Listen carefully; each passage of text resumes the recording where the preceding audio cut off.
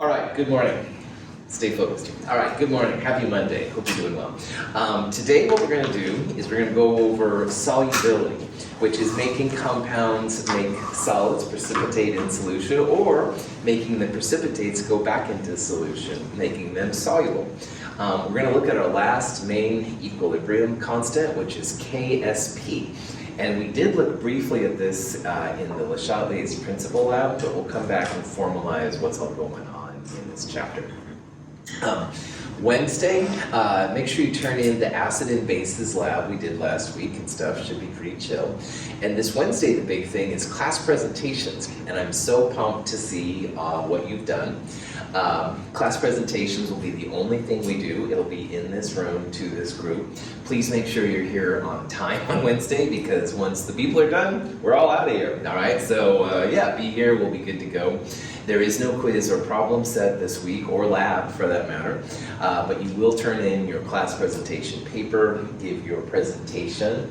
Up here by where I'm talking, there's the podium with a Windows computer on it, and you can access Google presentations and all that kind of stuff. Or if you have a thumb drive, you can plug it in here, the little USB thing, load up PowerPoint and stuff like that. But also you can just get up and chalk talk, and that's cool too. It's really up to you how you present. It's pretty chill, pretty open.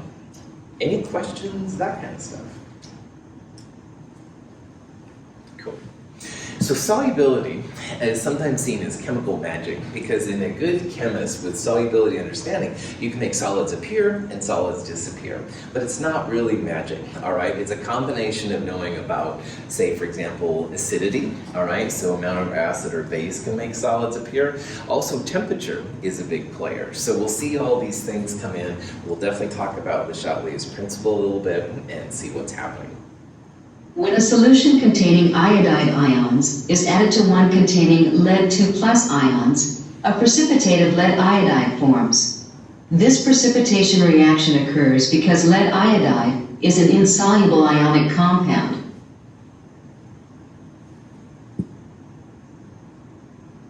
Hydrated ions release water molecules and form the ionically bonded solid.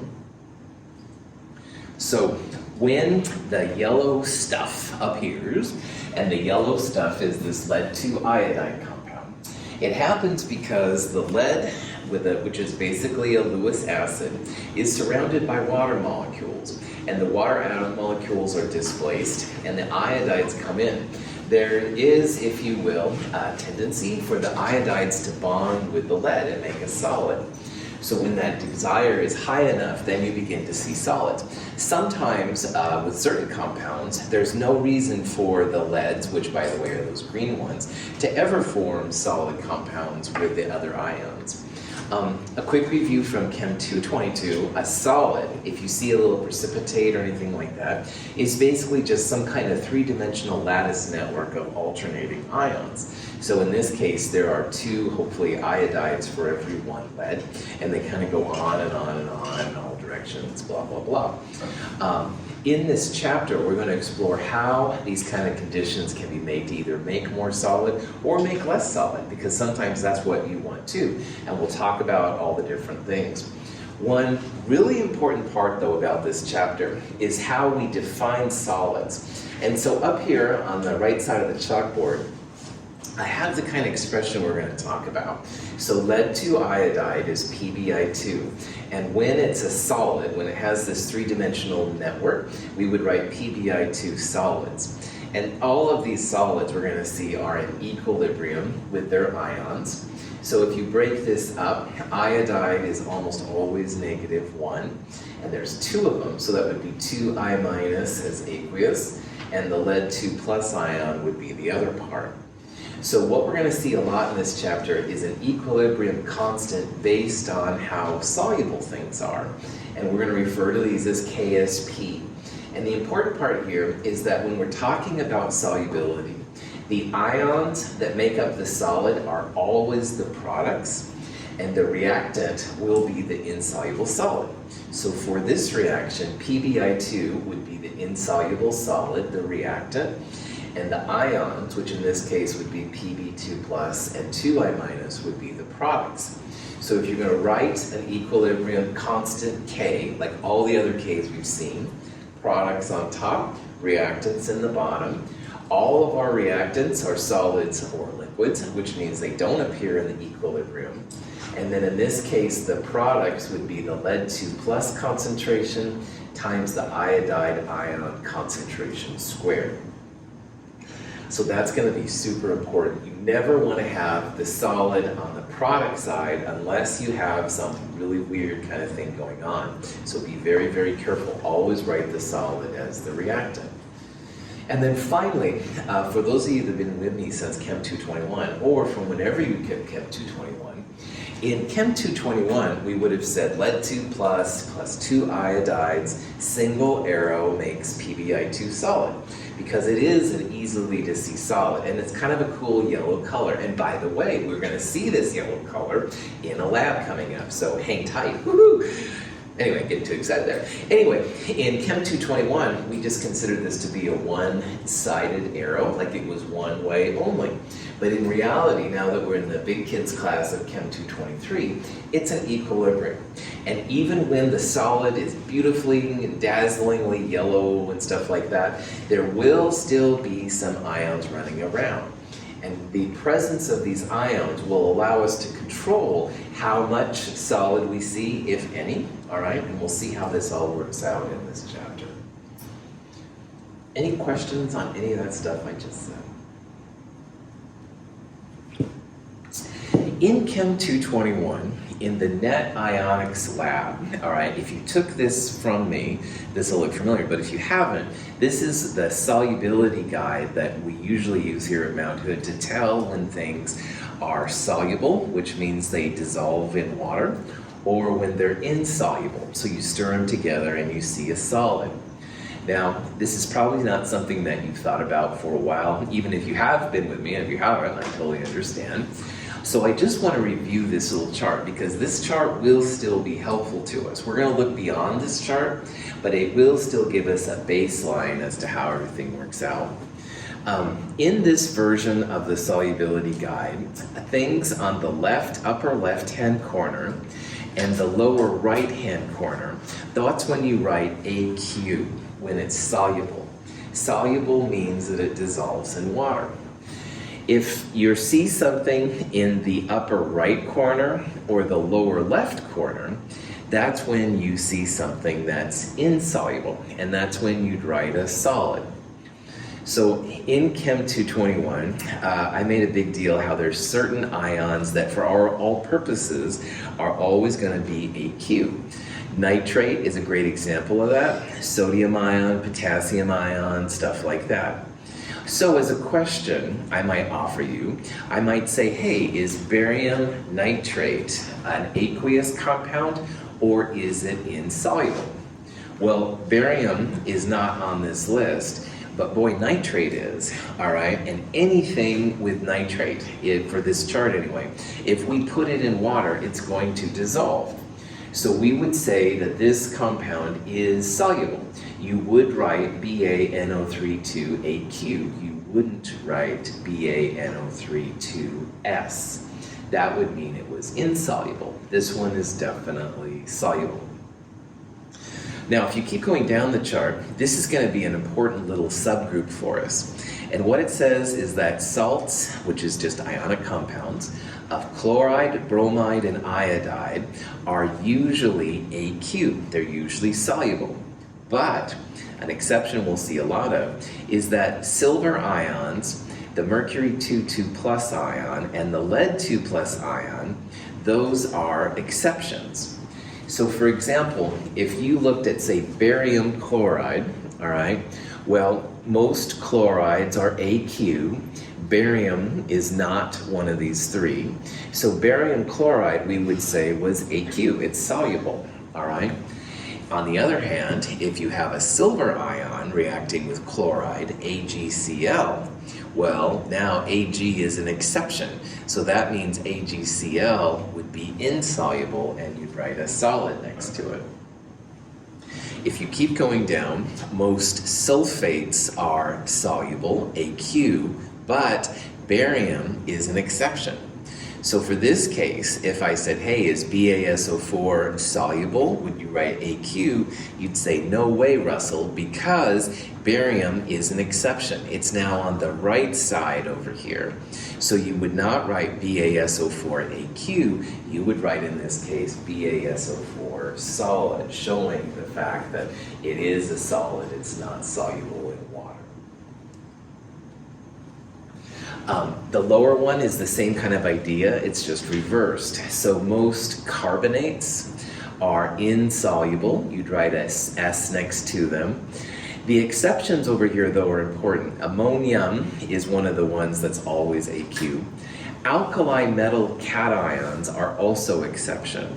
And as a quick review, which group on the periodic table are the alkali metals? What's the number associated with it? 1, well done. So the 1A is this group right here. That's lithium, sodium, potassium, all these kind of things. So anything in group 1, the alkali metals, will be AQ. That's why up here, Na+, K+, it's also Li+, and all those guys. So these tables do interact. They're not like exceptions to each other, stuff like that. So this is what in Chem 221 we use to tell if something was soluble or insoluble.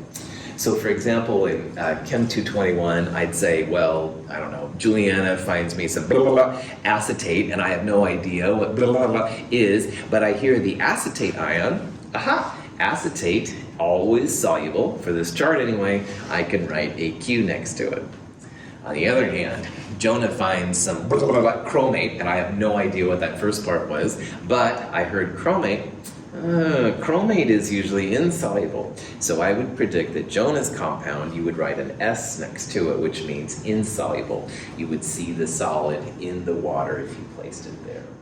So that's the utility of this guide, and it works as a general kind of thing, but we're going to look now at some better rules, how to really figure out how soluble or insoluble something is.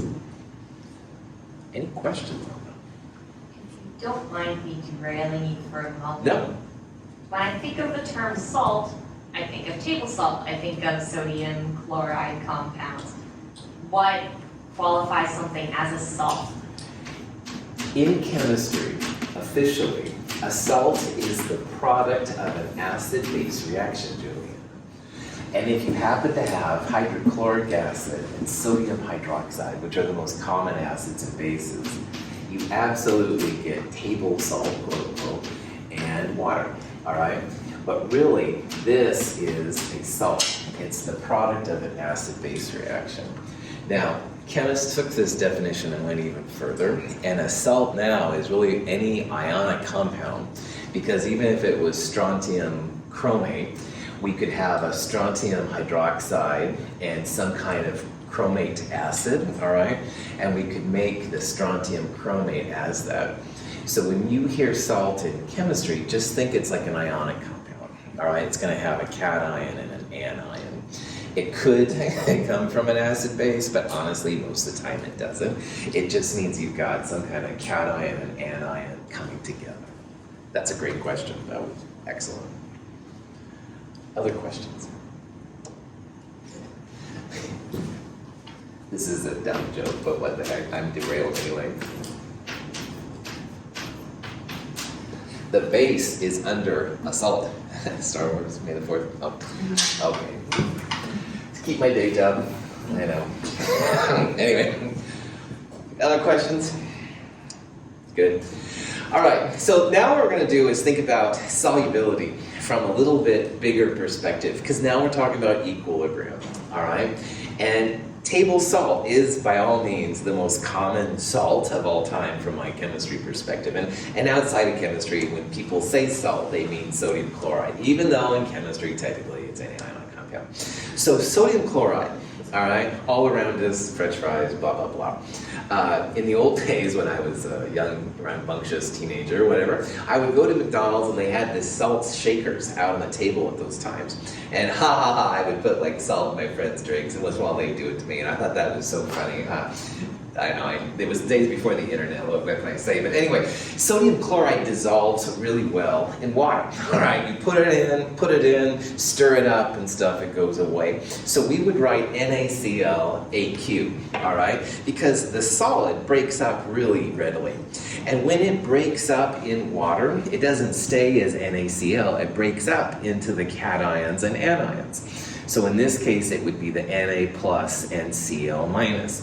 And note, by the way, once again, I've written the solid as the reactant and the ions are the products, and you want to do that in this chapter big time. The thing about sodium chloride, though, When a small amount of sodium chloride is added to 100 grams of water, it dissolves.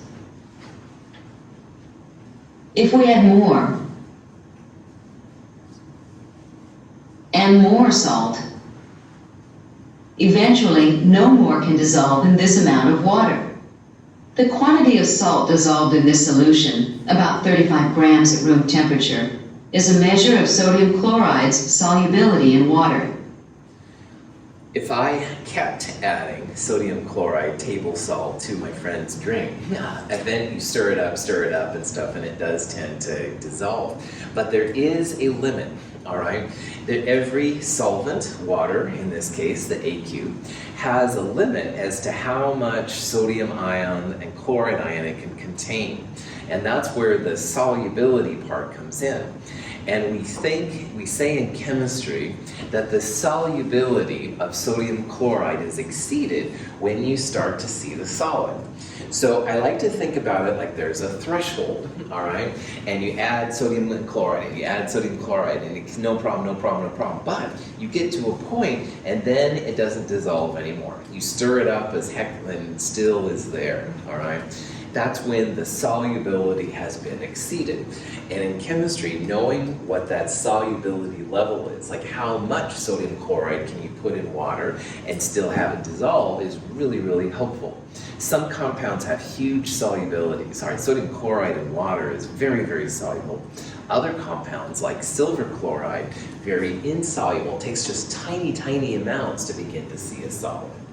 So solubility in chemistry then is really about when you can add ions and you get to that point where you add just like one more grain of the ion or salt and then you see a solid.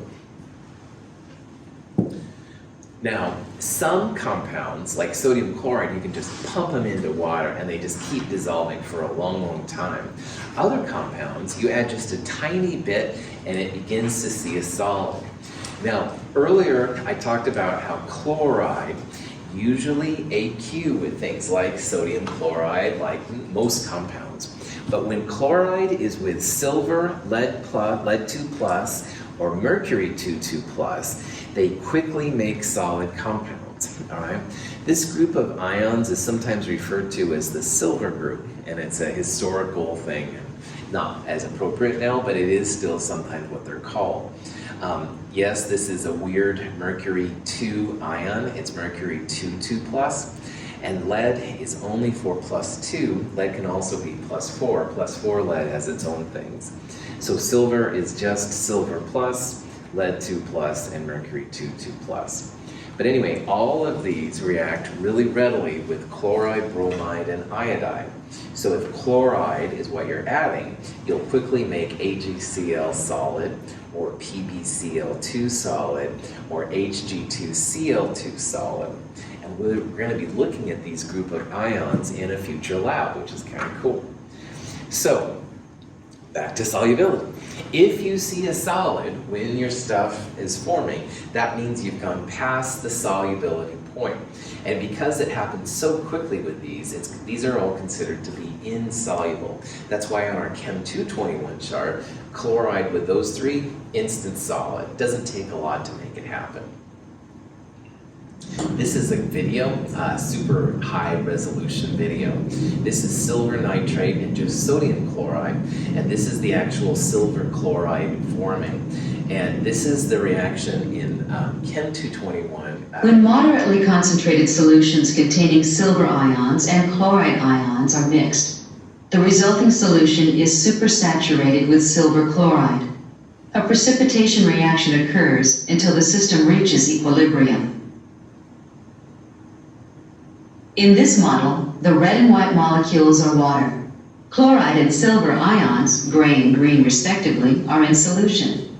When they encounter each other, they bond, and bind with other silver chloride molecules that have precipitated from solution to form the solid. I like this last part of this video because it kind of reminds us how if you add ions to water, the water usually is a lot higher numbers. The solvent is usually around a lot more than the solute. But when it comes to, say, silver and chloride, they have a natural propensity to find each other. And so across all these water molecules, there's actually an attraction that starts to happen. And the silver and chlorides find other silver and chlorides, they start making the matrix and stuff, no problem. It's pretty cool. Now, sodium and chloride don't have this, all right? Sodium and chloride ions are happy to be separate, opposite parts of the water parts, until finally then there's no more room, and then the silver and chlorides have to come together. So again, solubility then is really just seeing like if these solids are being made. And once the solubility point has been reached, that's when you start to see the solids. For these up here, that solubility point is super, super low. It doesn't take hardly anything to make a solid. On the other hand, with sodium chloride, it takes a lot of sodium chloride before you begin to see something crash out. Crash out, by the way, means make a precipitate in my world, so.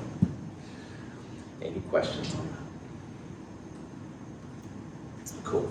So here's the silver chloride going to silver ion and chloride, and this is an equilibrium, all right? And all solids and stuff are soluble to a slight extent. So in Chem 221, we said that silver plus chloride makes silver chloride, use the single arrow, and that was it. But in reality, it's an equilibrium. All right, you will have some silver ion, you will have some chloride ion. A nucleation is the process of making a solid. And when the concentrations of your ions are high enough, that's when solids begin to occur. And every compound has its own point where the solid begins to form. If the solid forms, that means that the system is saturated. And saturated just means that, so we've got enough of the ions around to start making solids. But again, every compound has its own threshold. So silver chloride, the saturation point comes really, really easy. It doesn't take a lot to make the solid, this nucleation, blah, blah, blah. On the other hand, sodium chloride, you have to have huge amounts to make anything solid appear. Their saturation point is quite a bit higher for those. So you're seeing hopefully here how every compound, every salt, all right, has its own point of where it can be saturated. And what that means is that every compound has its own place where the precipitate begins to form. All right, now silver chloride has been studied in great detail, all right? In Chem 221, if you did the unknown chloride titration lab, that was basically silver chloride being precipitated out. But anyway, when the silver chloride solution is saturated, people have measured how much free silver ion there is. And it's 1.67 times 10 to the minus fifth moles per liter. And again, this is a small number, all right? Most of the solutions we deal with in our labs are 10 to the minus 1, 10 to the minus 2 molar. This would be 3 or so orders of magnitude smaller. So it's a very small amount to get the silver chloride to begin to precipitate. The solubility of the silver chloride is again the threshold when you go from not seeing a solid to seeing a solid. So this number, the amount of free ion, that's that threshold number. And what that means is that if we have a solution of silver that's only 1.66 times 10 to the minus 5, just under it, in theory, we won't see any silver chloride. But the minute you get up to this point or past it, like 1.68 times 10 to the minus 5, that's when you're going to see the precipitate form. So knowing the solubility of a compound is really cool for chemists. And values under the solubility, no solid, but values higher than the solubility, and you do see a solid. This number is incredibly small, so it's very easy to get past that. You see a solid easily. I don't know off the top of my head what silver chloride would be, but I know it's a higher number. It takes a lot of sodium chloride to make that precipitate. It doesn't take a lot of silver chloride to make it happen. Now, every silver ion that comes from silver chloride also creates a chloride. So if this is the amount of free silver ion in the solution, then chloride has to be the same. It's 1 to 1. So the amount of silver in this case is equal to the amount of chloride in a saturated solution. So again, to get this number, they took silver chloride and getting sodium and silver mixed up here, sorry about that. Solid silver chloride is present. And they measured how much free silver, sorry, I gotta use different ions for next year. How much free silver is present, and it was this number. Well, this number is 1 to 1 with chloride, so the amount of chloride will be the same number. We'll use these two numbers on the next slide. That's what I'm getting at here a little bit. All right, sorry about the silver sodium spazzing. Ba-bum-bum. Wow, that's a tongue twister. Anyway, questions? Okay. The reason why I wanted to point out this silver ion concentration and also point out that the chloride is going to be the same thing is because chemists can get an equilibrium constant out of it. So like I said earlier, all of these reactions, the solid will be the reactant and the ions will be the products. So for silver chloride, we would write AgCl as the reactant, and the ions here would be silver times chloride. And if we were to write an equilibrium constant, which would be a Kc, an equilibrium constant based on moles per liter, it would be silver ion times chloride ion divided by 1, because all the reactants here are just solids and liquids. So if we put these numbers in for both silver and chloride, you end up with 2.79 times 10 to the minus 10. So this number is the equilibrium constant for this reaction right here. And like all equilibrium constants K, this K is less than 1, so that means very reactant favored. And in this context, reactant favored means lots of solid and not a lot of ions. And that's what we see. When you add silver and chloride together, you see lots of solid. You don't see the stuff dissolving and stuff. You see lots of solid. Equilibrium constants that are reactant favored in this chapter just mean you're going to see a lot of solid. All right? If we had a K greater than 1, that would mean we'd have something that was very soluble, and you wouldn't see a lot of solid. Any questions on that? Okay. So in this problem, this example, the Kc was this 2.79 times 10 to the minus 10 number. This number came from the product, i.e. silver times chloride, the product of the solubilities, like how much silver it took to make a solid, how much chloride it made to make a solid. So this type of K is a special form of Kc. It's called a KSP, the solubility product constant. It's the product of solubilities in someone's world. That made sense. Anyway, KSP is nothing more than another type of equilibrium constant. So we've seen KAs, we've seen KBs, all the different KPs, et cetera, et cetera. This is just another equilibrium constant. And like all equilibrium constants, if K is less than 1, reactant favored, K greater than 1, product favored. The difference with KSPs is that if you see a K that's less than 1, that just means you're going to have a lot of this solid. All right, so in most of our KSP values, we'll see our numbers that are less than 1. That means that they form solids readily. And if you would have a K greater than 1, that would just mean you'd have more of the ions. That would mean you'd have a more soluble compound. If all of this stuff is weird to you, and for some people they get it right away and others don't, I did write what I call the solubility guide for this chapter, which is just going over these reactions in more detail. And I talk more about the thresholds and stuff like that. So as if you had nothing else to do with your time, if you looked it over, it would give some more examples of how this stuff works. Any questions so far? Okay. KSP is actually a standard that's used a lot in chemistry. So just like we looked at Ka and Kb values for acids and bases, KSP values are also very, very well known. KSP values, in my opinion, vary quite a bit if you look at different references. So if I give you a KSP value for an assignment, make sure that you're using my KSP value. This one down here, the KSP for calcium hydroxide, is one we will use 2 weeks from this Wednesday. There's a calcium hydroxide lab, and this number will be helpful to us. But you can see right away, without knowing anything about calcium hydroxide, this KSP is less than 1. All the KSPs have solids as reactants, so we would assume this is going to make a solid pretty readily, and it absolutely does. But if you look at these numbers, like there's a 10 to the minus 13th, once in a while you'll see like a 10 to the minus 37th KSP. Some of these things are just crazy insoluble. But anyway, they're just K values, all right? There's actually a lot of cool things you can do with these KSP values. Finally, notice that KSPs are usually recorded at 25 degrees Celsius, just like KW was.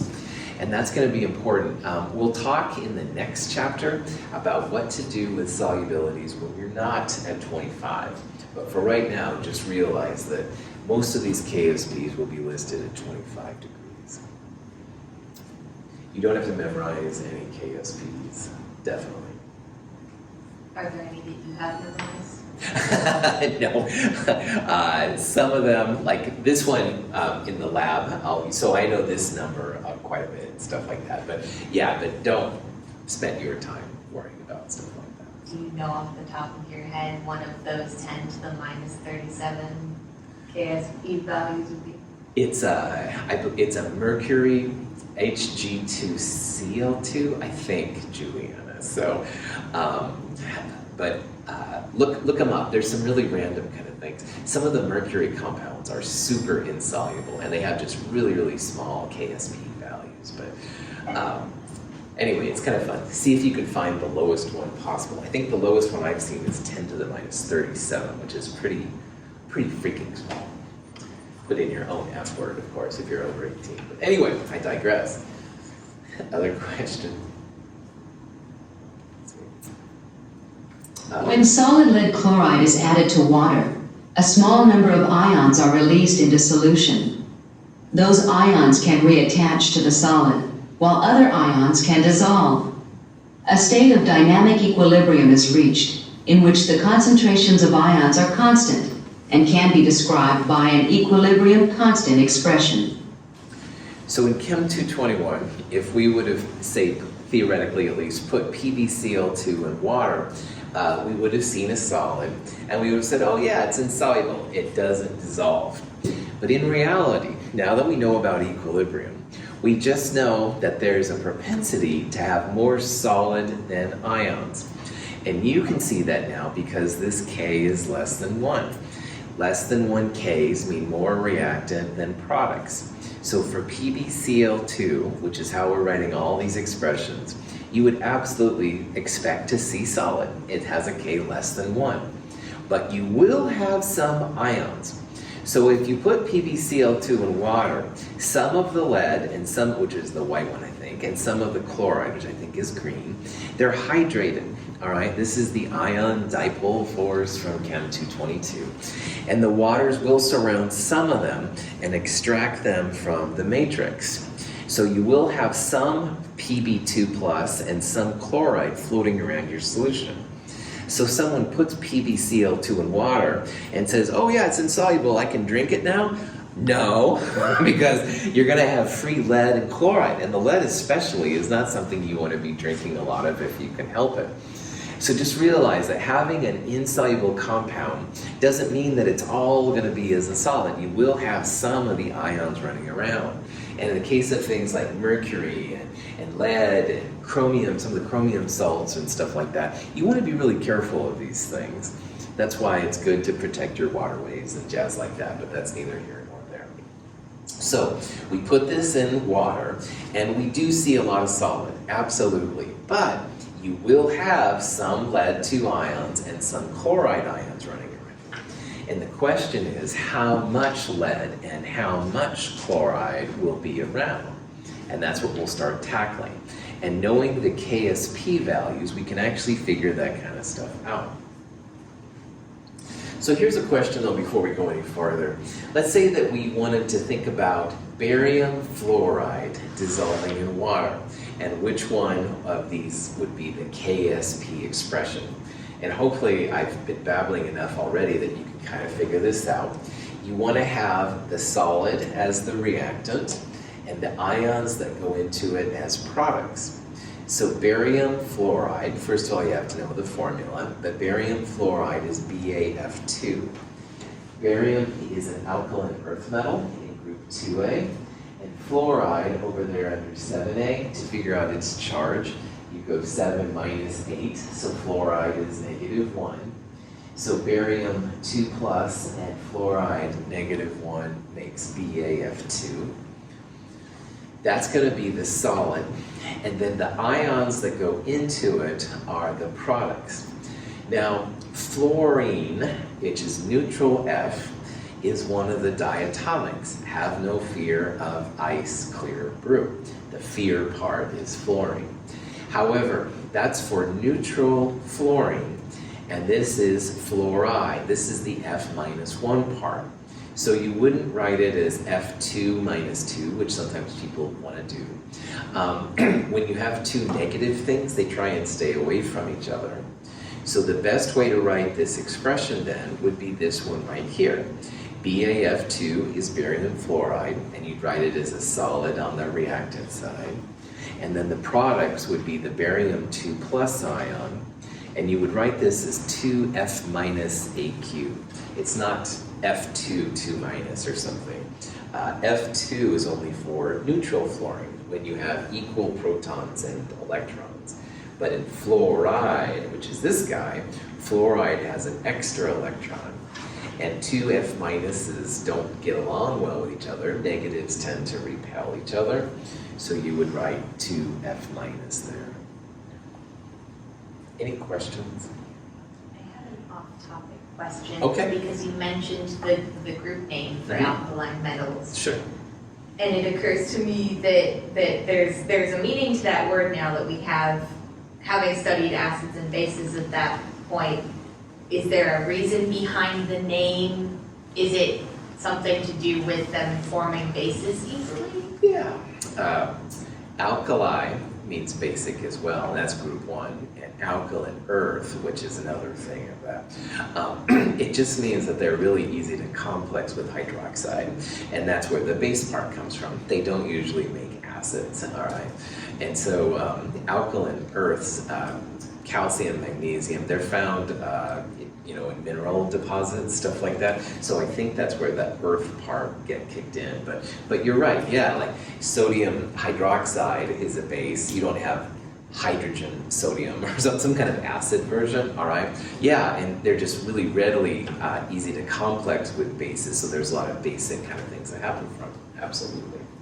It's like a really cool comment. 2 for 2 this morning. Well done. Other questions?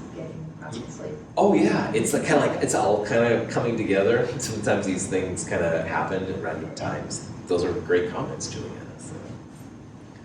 Other questions? All right. So back to our problem. All right, we're placing these compounds in water, and we see a lot of solid. But because it's equilibrium, some of the free ion is going to be around for these. And that can be a concern, all right, because we sometimes want to know how much of it is around. Now, in this problem, we've got PbI2, which is a cool yellow color, by the way. And for this problem, we know that the solubility is 0.00130 moles per liter. And that number says how much of the ion is present in solution. So earlier we did the solubility of the silver ion, and it was something 1 times 10 to the minus 5. And we use the solubility to find the KSP. Well, we can do the same kind of thing. Solubility is super handy for chemists because solubility represents how many, usually moles per liter, of our compound dissolve. And so if you have the solubility, like for this number right here, that means that for PbI2, you're going to have 0.00130 moles of PbI2 dissolved per liter. So if Julianne and I really want to keep the PbI2 in solution, we don't want to see any solid, we can add up to 0.00130, like 0.00129 moles of PbI2 to a liter of water, and you won't see the yellow solid. But the minute you go up to that and over it, that's when you begin to see the solid. And this is a pretty small number. So if Julianne and I don't watch our sig figs, if we're not careful in lab, it's going to be really easy to go over that and we'll start to see the solid. So a solubility in chemistry literally tells you how many moles of your solid will dissolve per liter. And the minute you get to that point or go over it, that's when you see a solid. But if you are under this number, then you won't see a solid. Finally, solubility is different than KSP, and I'll talk about this again here in a little bit. But those are different kind of numbers. So that being said, we're given the solubility of PbI2, 0.00130, and we're curious what the KSP is, all right? Well, KSP, the product of the solubilities, in this case would be Pb2 plus times the iodide squared. So solubility, once again, that's how many moles of the solid dissolve per liter. So for PbI2, that means that 0.00130 moles of PbI2 will dissolve per liter. And if we add, in theory, 0.00129 moles of PbI2 per liter, we won't see a solid. But the minute you get to that point or beyond, that's when you'll begin to see the yellow compound. Now, as a mole of PbI2 breaks up, you're going to have 1 mole of lead. So in this case, the solubility and the lead ion, same number, all right? Because 1 PbI2 makes 1 Pb2 plus. If you had 5 PbI2s, you'd make 5 Pb2 plus. It's a 1-to-1 ratio.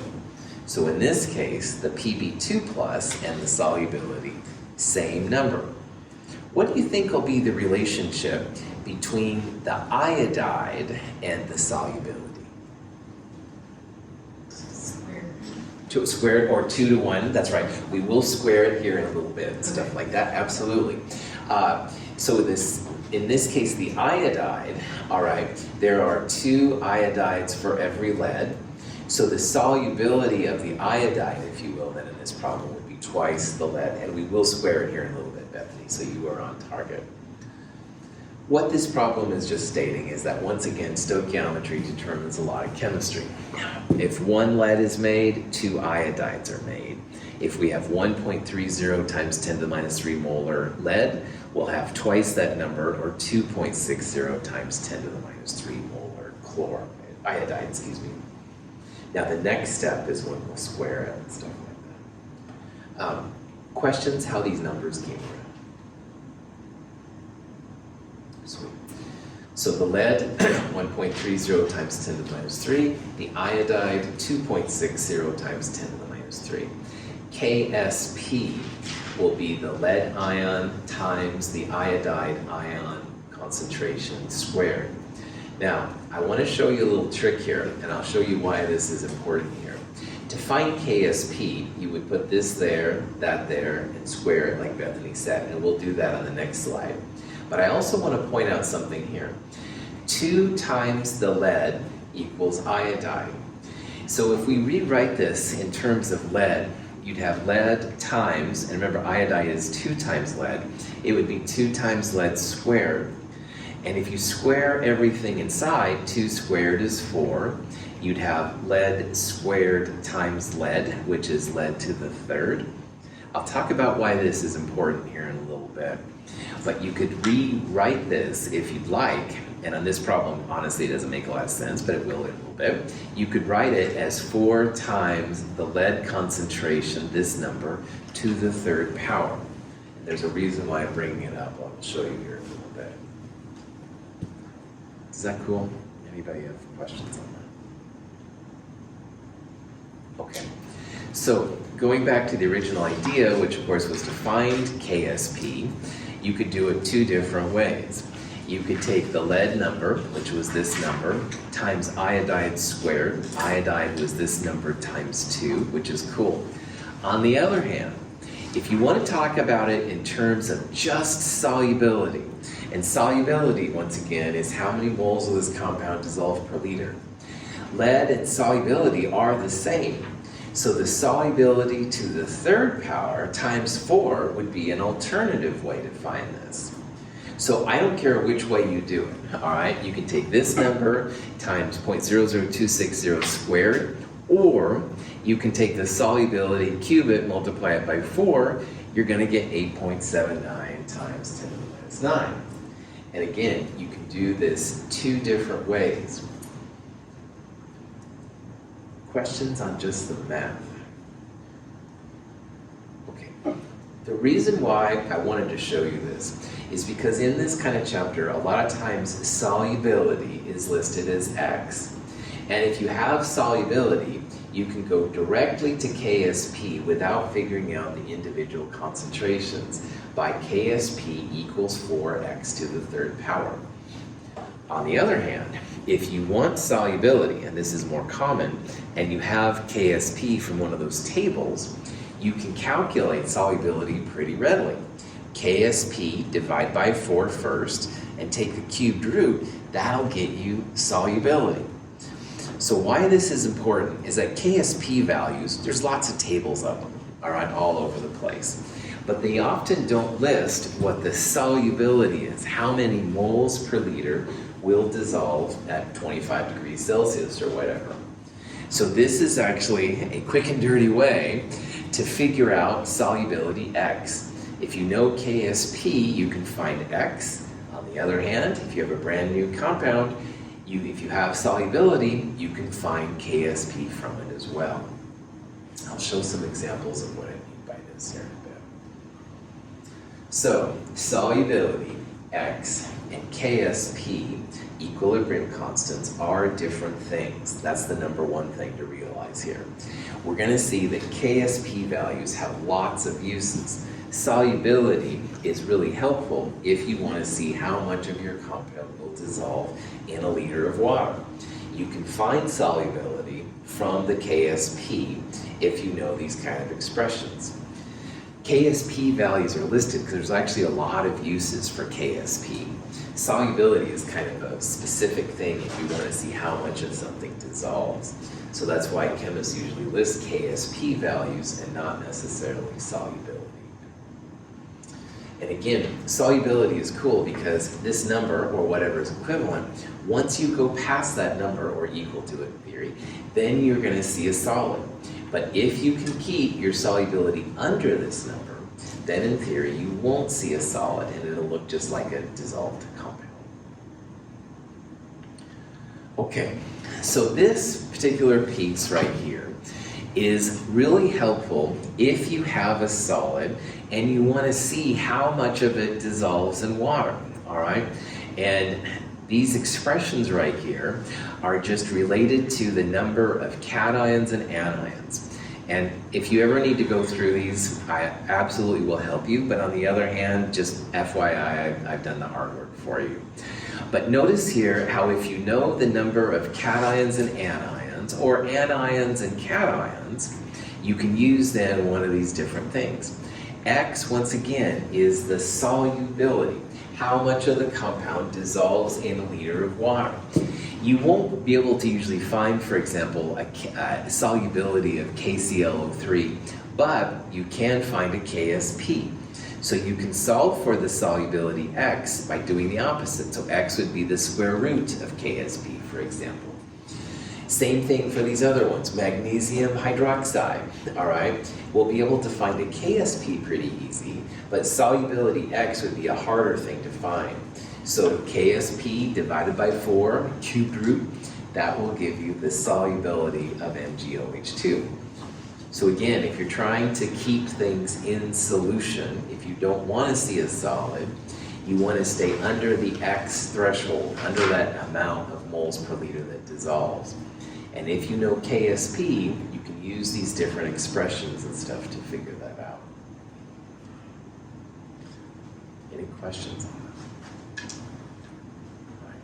Let me show you some examples of how this stuff works.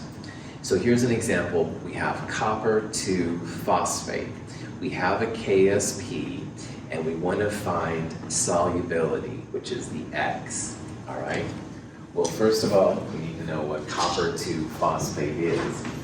Copper 2 is copper 2 plus. Phosphate, PO4 minus 3. And when we make a compound, it has to be a neutral compound. So 3 and 2 have a common denominator of 6. 6 divided by 2. We need 3 coppers. And 6 divided by 3, we need 2 phosphates, So the formula for copper 2 phosphate, Cu3PO4 2. Any questions on that? Okay. This compound has 3 copper 2 pluses, 3 cations, and 2 phosphates, 2 anions. So if you look on that previous slide, this is a KSP equals 108 to the X to the 5th power. No worries. Now in this problem, we want the solubility. We want the X by itself. So rule of operations, first divide by the number. So KSP divided by 108 would be the first step. And then to get rid of the X to the 5th, you go X to the 1/5 power. That would be like a 5th root. Anyway, what you would do is take your number, and in your calculator, you would raise it, use the little caret, parentheses, 1/5, like that. So whatever the number is, which would be this number divided by 108, you take that and you raise it to the parentheses 1/5 power. Let the calculator do the hard work. Don't do it yourself, that's for sure. So for this problem, here's the KSP. We're dividing by 108 first and taking it to the 1/5 power, 1.7 times 10 to the minus 8 moles per liter. Now, I don't know anything about copper 2 phosphate, but at this point, we can say that, hey, copper 2 phosphate, pretty insoluble, very small KSP, but also a really small solubility, all right? It's not going to be hard to add more than 1.7 times 10 to the minus 8 moles of copper 2 phosphate per liter.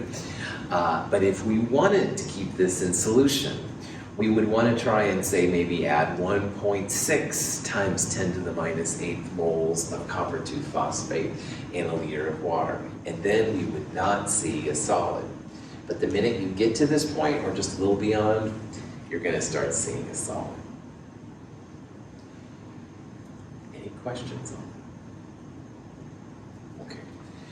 The other kind of problem you might see is you're going to see given a solubility, and it says, what's the KSP? Now remember, in these kind of problems, solubility is the X. So in this problem, we're looking for the KSP, and we're given the X, the solubility. So in this problem, X is 2.6 times 10 to the minus 3. And that says that for magnesium carbonate, if you add 2.6 or more times 10 to the minus 3 moles to a liter, you're going to see a solid. So again, pretty insoluble. Now, there's one magnesium and one carbonate ion, one cation and one anion. So this is a KSP equals X squared kind of problem. So if you want to solve for KSP, it's X times X, or solubility squared. So in this problem, KSP for magnesium carbonate, 6.8 times 10 to the minus 6 would be the KSP. So if you can do these kind of things, it's really good. You can go from solubility, how many moles will dissolve in a liter of water, to KSP, or what's much more common, you'll have a KSP and you want to go back to solubility. How much of it will dissolve in a liter? So knowing that KSP equals x squared, you could take the KSP, take the square root of it, raising it to the 1/2 power, that would give you the solubility. On the other hand, if you're given the solubility and you want to go back to KSP, just plug it in the different places and stuff to figure it out. Pretty nice way to go back and forth between them. Any questions about that? Are there units attached to K values ever? Cool. Like all Ks, people usually don't include the units, all right? You can see like on these problems, magnesium carbonate, because it's magnesium 2 plus times carbonate 2 minus, it would be molar times molar, it would be like molar squared. But in the other one above, you'd have like a molar cubed times molar squared, so you'd have molar to the 5th power. So the units are kind of not very helpful, honestly, but you can, all right? There's nothing wrong about it, but usually they don't. So. All right, let's take a break. This is a good spot. It's about 9:58, so about 10:03. We'll come back, look at some more uses of solubility.